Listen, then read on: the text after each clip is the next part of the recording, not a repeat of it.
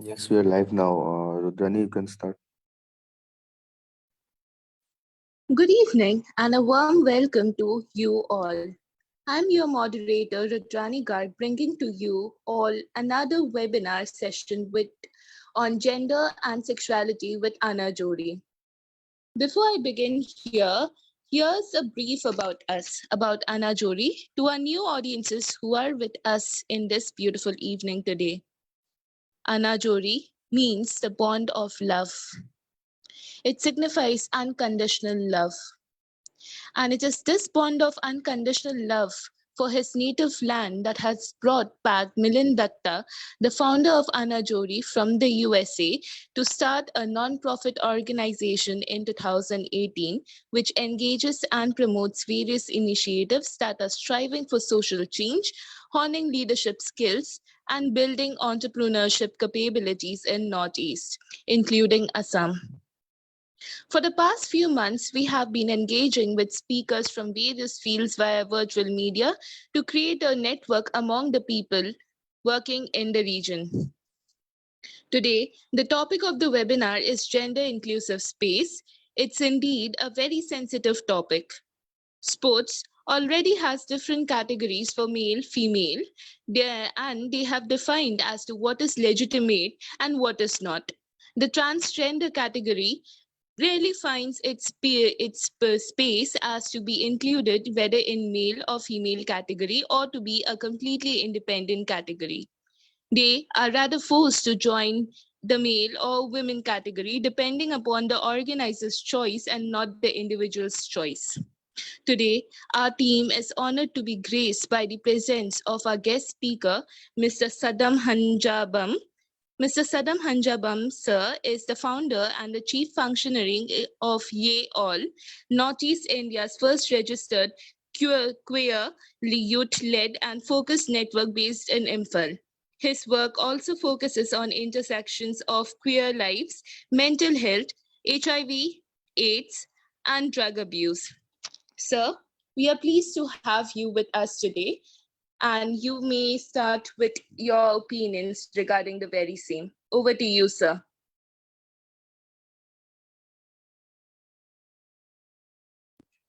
Hi, everyone. Thank you so much for the warm welcome, and definitely looking forward to have the conversation around that. And it's my second time, I think, with Anajori team. So yeah, it's great coming back again.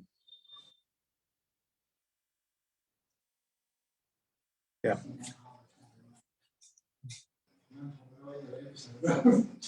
Hello, Rutrani. Yes, sir. So we are pleased to have you, sir. Yeah.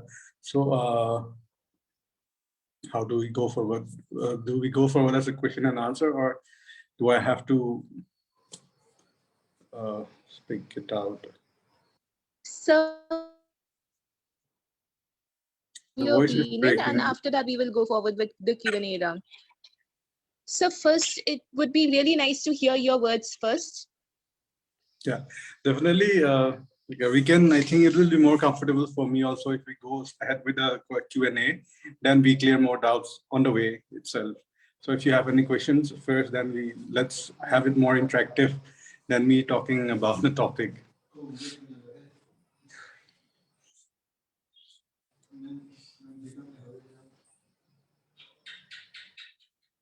Yeah. So Rudrani.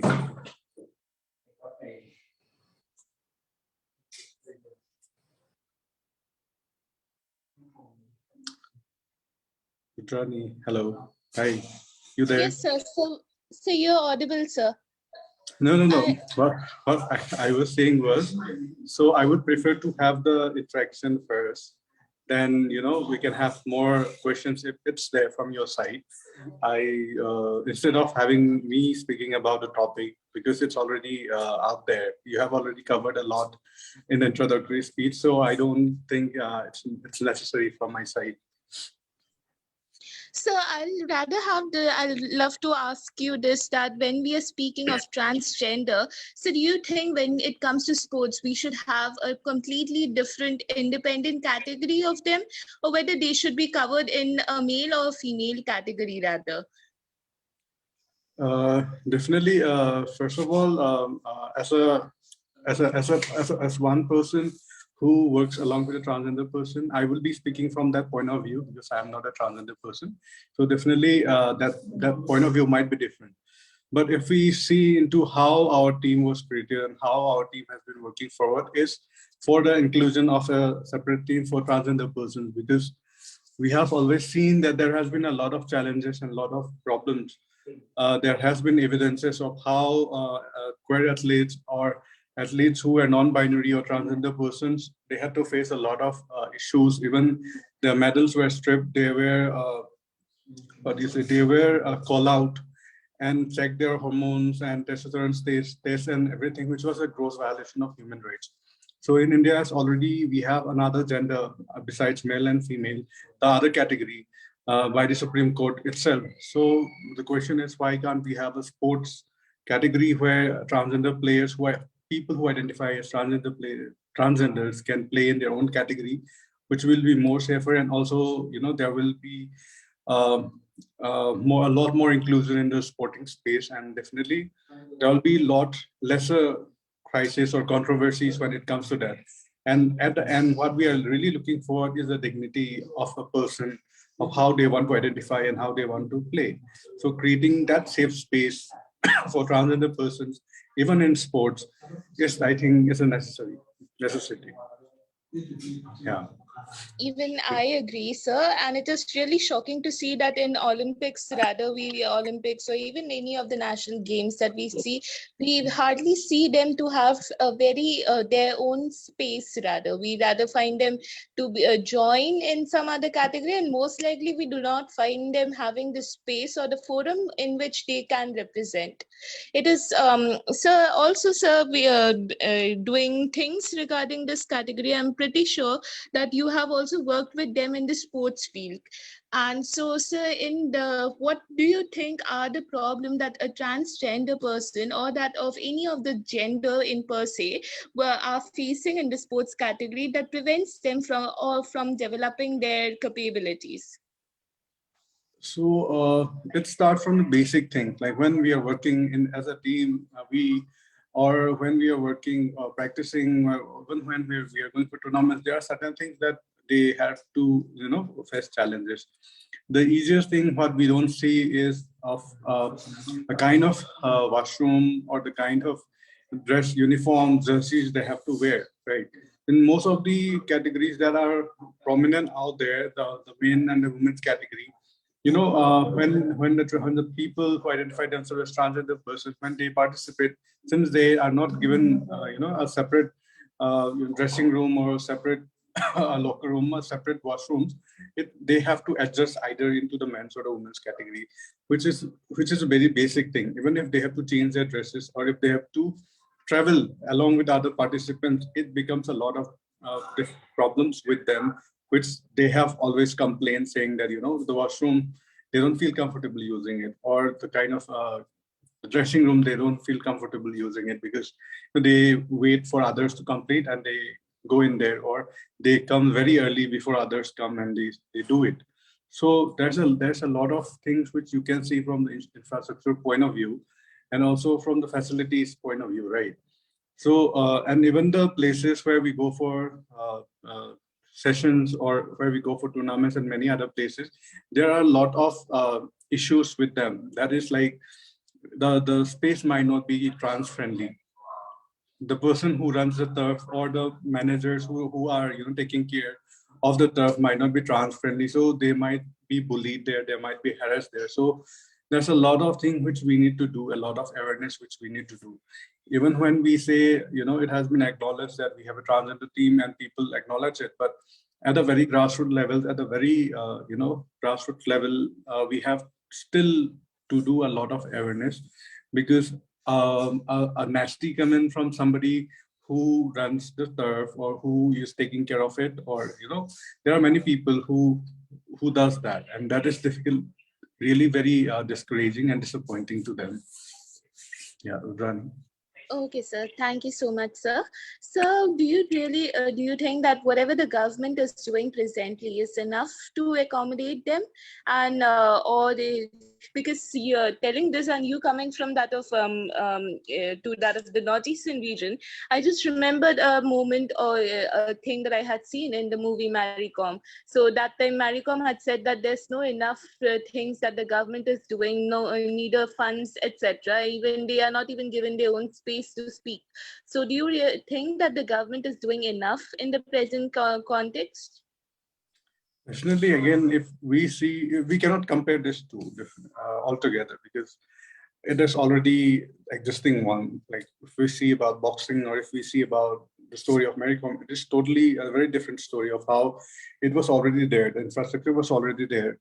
And here we are talking about a different gender category overall, where it was not acknowledged even as a gender earlier, before a few years back. And now it is the government, the Supreme Court has acknowledged it, but the problem is the states or organizations or many stakeholders, they still don't believe it, or they still don't acknowledge the fact that this is a necessity, and it has been already an instruction from the Supreme Court. So even the easiest example of how people are still not adapting to it is when you check out the forms, school forms or college forms or forms of any jobs or employments, you still can find that there are still only two categories. There is no updation of another category. So that is the kind of negligence and ignorance that people still have towards the community. So when it comes to sport, it's still a larger narrative of how it is still not considered what do you say, worthy enough, or it's still not considered as important enough for governments to come up and see. Like if we see about the transgender welfare in each state of India, the Supreme Court, the government of India has already said that you need to have a transgender welfare board who will look into the welfare of the transgender persons in your own state. But I think there are only few states which have adopted the transgender welfare board, and even the transgender welfare boards who's adopted are still not functional. So there is a kind level of ignorance. There's a level of what you say, uh, the kind of negligence from the side of the government. So we are still not moving ahead. We are still stuck. Very true, sir. And saying about education, saying about the kind of situation that is there presently, it brings me to the next question, that the university that was supposed to be established in Kushinagar, that's the first transgender university that our country would have ever gotten. So it is really shocking to see that there's not enough things which are being done, both by the government as well as by the people at large. Even education is being denied, and something which very recently I had the privilege of working with the community. So they had said about this thing as to how this very about sex abortion. So when we say about abortion, we always speak about female infanticide, but however, we refuse to even acknowledge the fact that it's also the transgender, the clean filter syndrome, or that of monosyndromic cases, where even they are also killed. So, sir, and it's really shocking that not enough people speak about these topics, and it is really very nice and human, sir, to see you work with them and also uplift and empower them. So it's really very grateful for us to see this thing. And so it brings us to our next question. It's regarding about the Transgender Persons Protection Act, regarding this. So, sir, what do you think? What's your opinion on this? Definitely, there has been a lot of controversies around the Transgender Persons Protection Act, right? So there has been many changes made. There has been many recommendations made by the community and also from the side of the government. But definitely, if one thing which we need to acknowledge is that at least there is an act for the protection of transgender persons. But definitely, the controversies were around the identification of who a transgender person is and how do we identify it. And there was a lot of dialogues happen, a lot of debates happen around it. But now this is a base which, what I could say is that this is the base from where we start the stronger movement of protecting the transgender persons, right? So when we definitely talk about other things, that when I was mentioning about the transgender welfare board and all, there were NALSA judgment before that. So those things are already there. But the problem is the government even though there has not been much action done on ground, or it's still most of the things are still in paper. And even though there are few organizations, many organizations in other parts of the country, but few organizations in the northeast, we still do not have that resources, to work on it.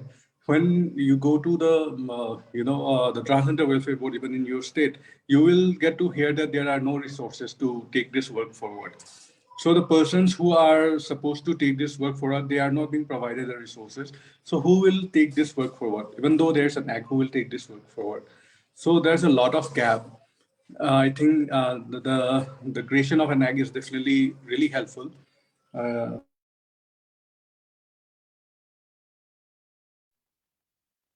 Sir, you're Had not those, audible. yeah. Yes, sir, you're audible now. Yeah, just the internet went off. So I'll be putting my camera on mute. So that is what I just want to say, that, acknowledgement.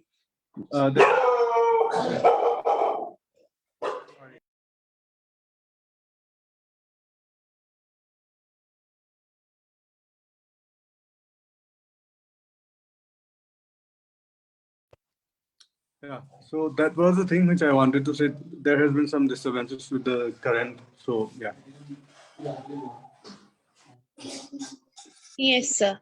So, another thing that intrigues me a lot is that working closely with with this community.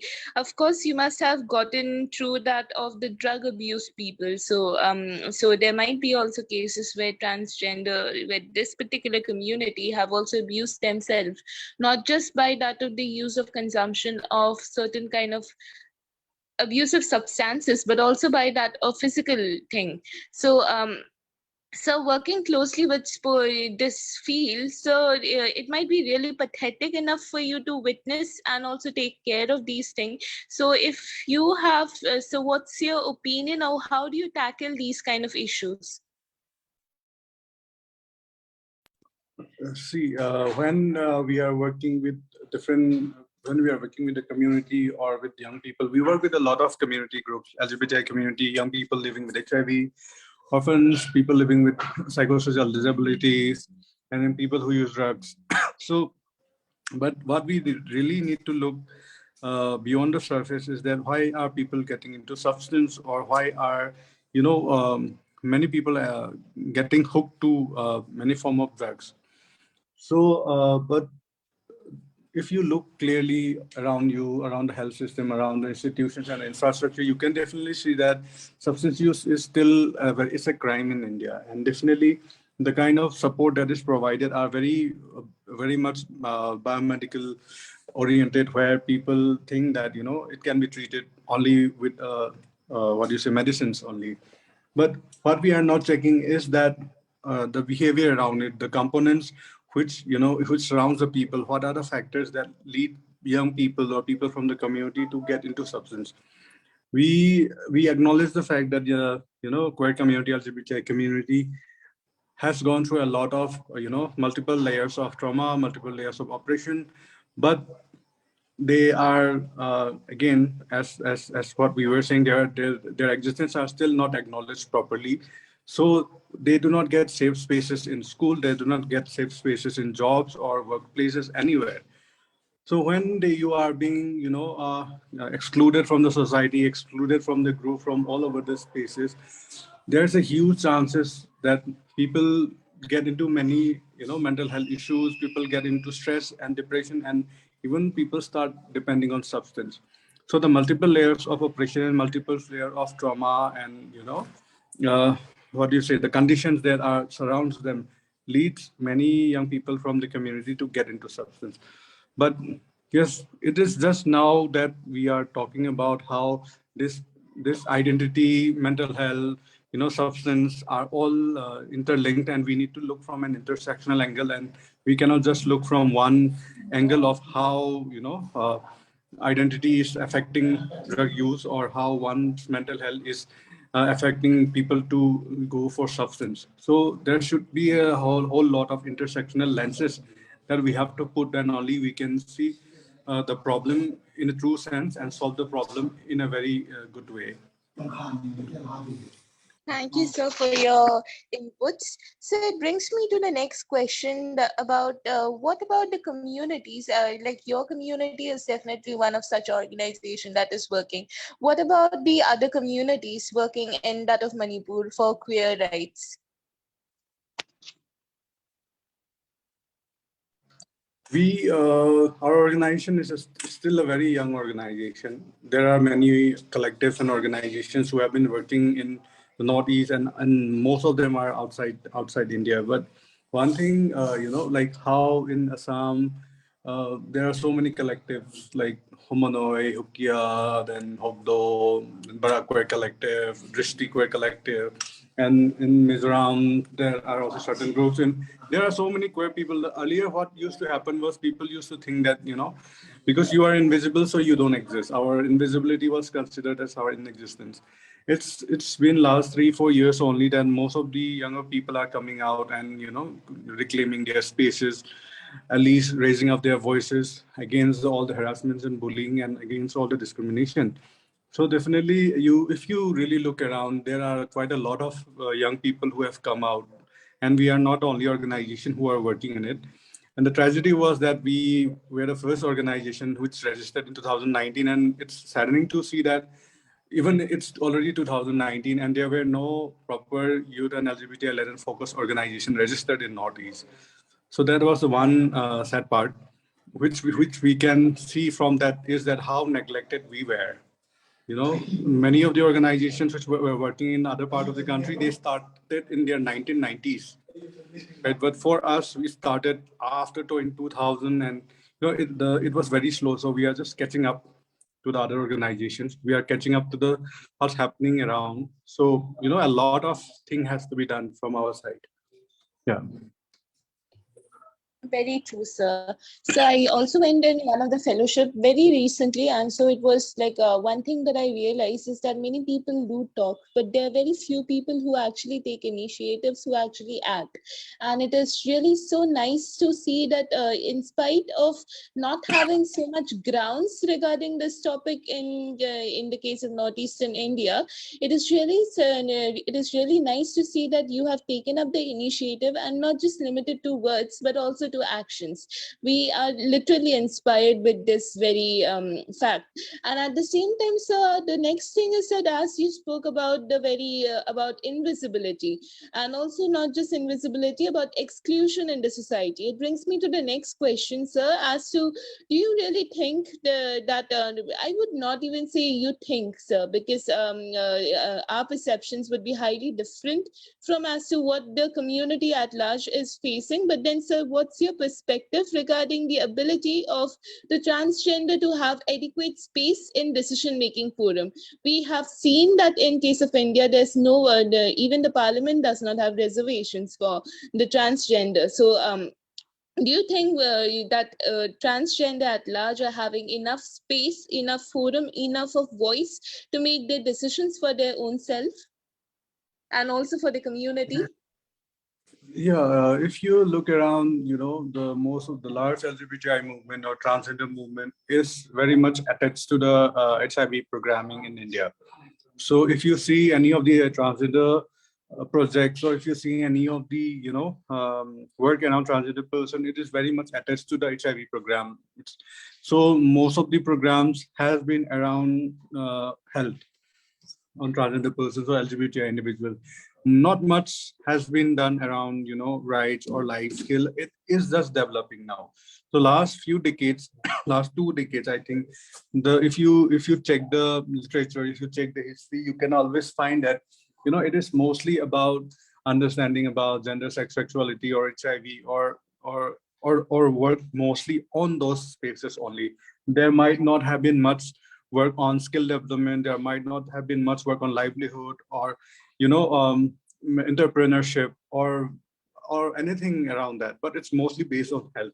So there are a lot of transgender organizations, and also there are a few networks across the country which provide this space. But to be honest, the kind of diversity, the kind of diversity that exists in India. India is such a vast country.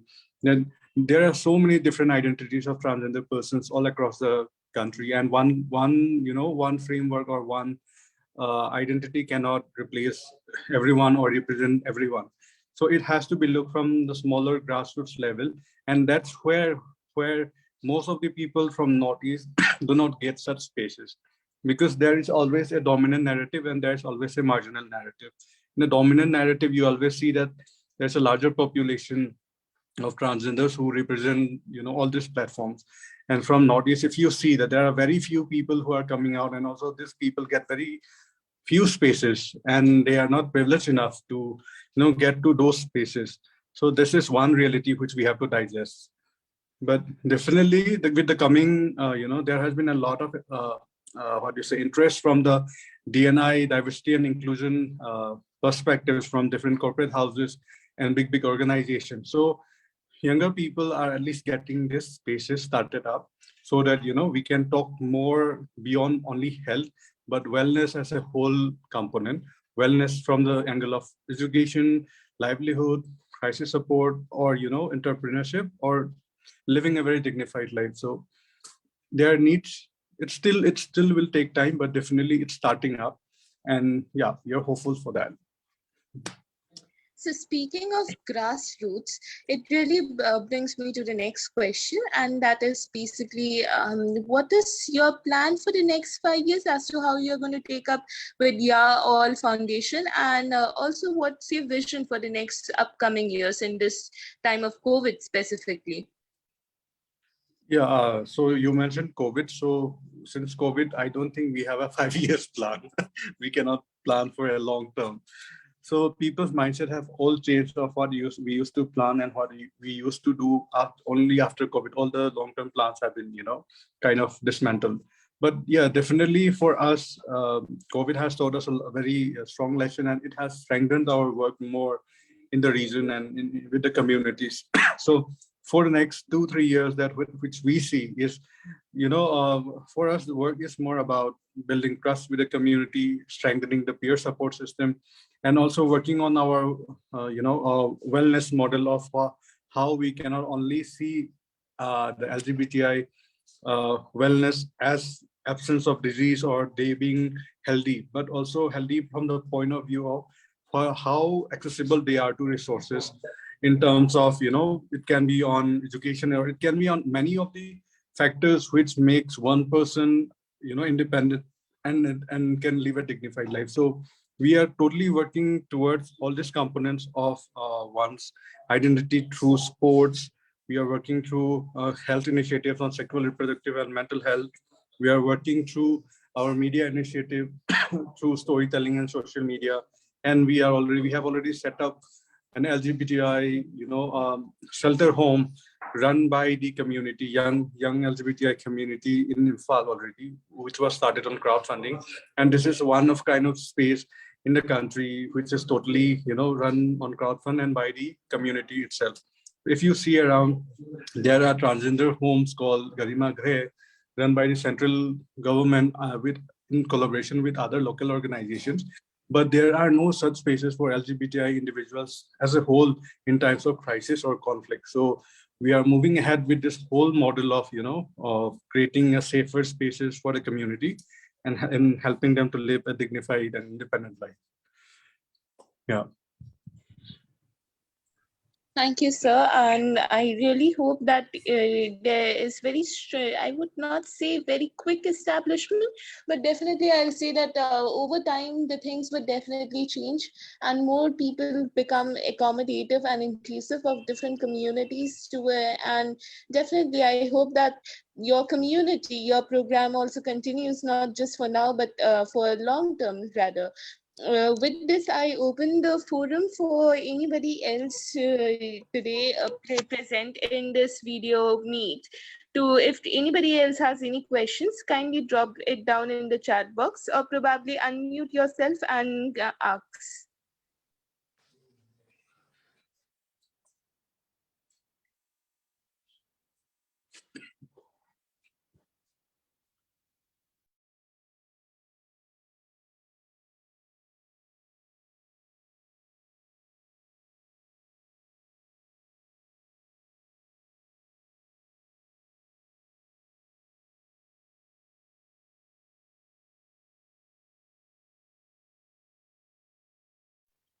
Please, Sayan.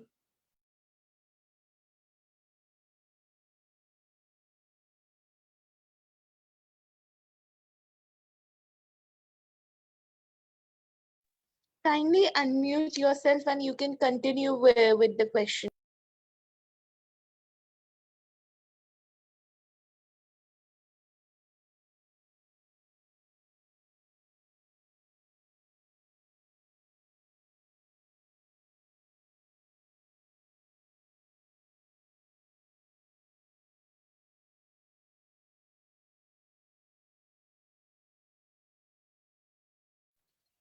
I'm here. I'm here.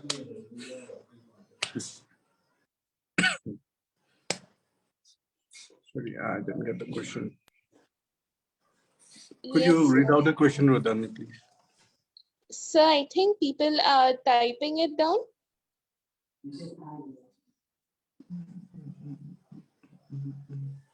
By far, I think they are typing, sir. Okay. This question from Kashmira. Yeah, sorry. Is that what do you want to say about the gender neutral dress code in educational institutions? So, it's. I think it's not more much about the uniform, or it's not much about the dress that we wear, but it's about giving them, that liberty to choose from. We have been into a very restricted, what do you say, dress code from when we were child, and even still now there has been a lot of, restrictions on what to wear, what not to wear, what boys should wear, and what girls should wear. So it's more about how, gender roles and everything has been so much put on pressure to the young kids that they don't have their minds of their own of how they want to be, or even if somebody wants to be a certain way, they are not given any choice. So, definitely if an institute is taking up that initiative that they want to have a gender neutral dress, or if they are having a gender neutral washroom in the schools, it is definitely a good step. But since we live in a society where most of the decisions are taken by the larger people in the society, often, many of the schools in the localities, smaller schools in localities, or government schools, or most of the schools which are running in the locality, they often cannot move beyond the binary, because they are run by the support from the society, from their parents, like the fees from their parents. So a lot of decision has been taken from the side of the parents of the student. So we have to be able to connect with the parents in a way. It's not only about the school, but with the parents also, who can bring this mindset of, having gender neutral spaces or gender neutral dresses. So I think it will take a longer time in our space, like in a region like Northeast. But definitely, if somebody is doing it, it's a welcome step. Yeah. Thank you, sir. Any more questions?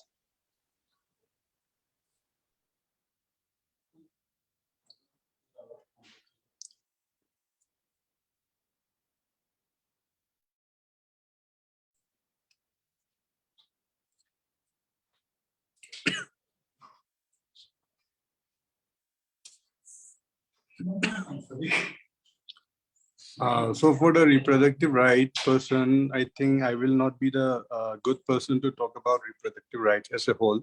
But definitely what I can mention here is that, when we are talking about, as I was mentioning on the, when Rani was asking about the platforms, of why there was very less focus on health, and even though there was, however, they very much less focus on the wellness, and only few of the focus was given through HIV programming only. So there were no spaces, there were no funding organizations, there were no, very limited resources from where people could talk about all these things. They were mostly the most of the reproductive health talks or sexual health talks were surrounded around HIV, STIs only, nothing more than that. No one was talking about menstruation, no one was talking about abortion. There were very less organizations, and most of them were talking mostly about women and girls. So when we were talking about gender inclusion earlier, few years back, it was mostly about women and girls. but the definition has changed now, that now they are including queer people, and also within queer people there's a lot of spectrum. So now this thing is catching up, that earlier there were very less funders, so there were very less resources to work on. And most of the challenge which I can say very honestly, openly, is that most of the organizations work on funding agencies requirement, and also based on based on the amount that you get from there. So you cannot just divert from your work, and you can divert into reproductive work. So if somebody has given you funding for HIV work, then you have to work on HIV work. So if you really want to work on reproductive health, you have to get funders or organizations who really work on that aspect. So there were not much organizations who were working on it, but definitely there are a lot of organizations now. So, and they are also opening up all these dialogues around queer people. But from our point of view, from our organization, what we really do is we do awareness programs in schools and communities of about we don't provide services because we still lack those things. But definitely what we do is like we do sessions, we do dialogues, we talk with young people and try to understand their problems. And most of the issues are around menstruation and abortion. So yeah.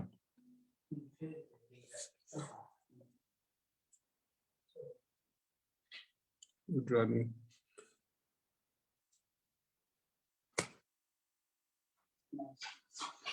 Sir, could you please mention the name of the organizations? Definitely, there are certain organizations working like organizations like CREA, CREA. They are a youth organization. Then definitely there are certain organizations working on abortion rights. First thing I think you can check is CREA, check CREA, CREA. So is there any organization who are providing funds to the NGOs for research work? Research work, I don't know. I now I don't have anything in my mind, but there might be certain organizations or institutes which provide research grants to work on it. You can check organizations like Family Planning Association of India, FPAI, which works extensively on reproductive rights. You can check for Population Foundation of India, PFI. Then you can check about Plan. Then yeah, there are lots of organizations now which are coming up on this thing, but you can also see that some organizations will be working mostly on advocacy space, while some will be working on service space. Like for us, we don't have services for LGBT services for reproductive health, but we somehow what we can do is provide awareness, so and create spaces for dialogue. So you can always see that the big organizations which I named, 3-4 of them, you can check from them and see how they are working, and from that you can always go to the other organizations because they have all the links there. So you can start checking out from there. Okay, sir. Thank you so much. Yeah. Thank you, sir. So we will keep the floor open for next 3 minutes, and if not, we will conclude, sir. Yeah, sure. For further questions.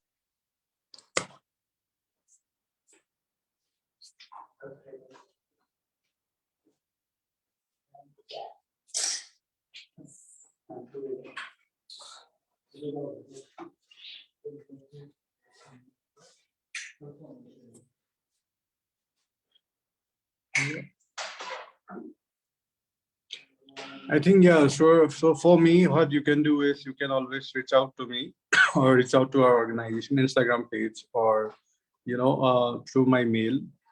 And if you have any questions or any inquiries of how you want to know more about, then definitely reach out to I'll just type in the chat. So I think that will be more helpful. So I will type our what do you say, Instagram handle, yawol.northeast. So feel free to reach out there.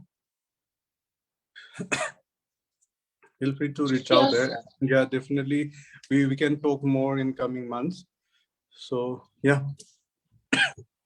Yes, sir. Thank you so much, sir. I can see no further question, I would like to thank you, sir, for gracing us with your presence. Having an interaction with you has literally opened our minds with different perspectives. And it's not just about perspectives. Your work is clearly inspirational, especially after knowing the very fact that there was no youth organization regarding queer rights until 2019. And taking up actions beyond words, I think that itself proves the kind of work, the kind of dedication that you have towards this very agenda, towards this very cause. So yeah, thank you so much, sir, for gracing us with your presence. And of course, we really look forward for having more sessions with you. And so it is our privilege that we had you here. And I literally hope that with the coming days, we can have more of an inclusive society where humans are treated as humans than that of any particular discrimination. And not just that, I strongly feel that beyond every skin color runs the same color of blood, that is red, the color that symbolizes love and not hatred. So I really hope that each one of us become more accommodated, some more open minded, and definitely we start respecting each other, and also not just respecting each other but also being able to stand assist with one another. With this, sir, thank you for joining with us today. Thank you so much, and we'll be look forward to connecting back soon. So take care. Have a good night. Good night, sir. Thank you so much. Bye.